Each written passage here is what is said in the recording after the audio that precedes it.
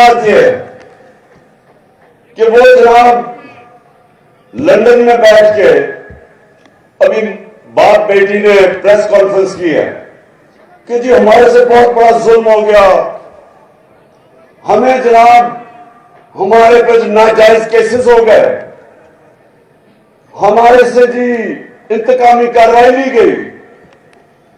तो मैं इनसे सवाल पूछता हूं कि इसका मतलब आप समझते हैं कि हमारी अदलिया ने गलत फैसला किया था? और मैं दूसरा सवाल पूछता हूं कि वो कौन सी पावर थी? हम तो इक़्तिदार में भी नहीं थे तब। केसेस तो आपके हुए जब नून लीग पावर में थी। तो किसने आपसे जुल्म किया? क्या ये आप पाकिस्तान की अदलिया के ऊपर इशारा कर रहे हैं या पाकिस्तानी एस्टैब्लिशमेंट पे कर रहे हैं? हम तो पावर में नहीं थे। तो दोनों बाप बेटी बैठ के रोना धोना कर रहे हैं। एक सवाल का जवाब दे दें आप दोनों कि ये जो अरबों रुपए के 4 महलात है लंदन के अंदर, एक सवाल का ये कौन जवाब मांग रही है 6 साल से को पैसा किधर से आया ये खरीदने के लिए? मान तो गए हैं कि हमारे हैं।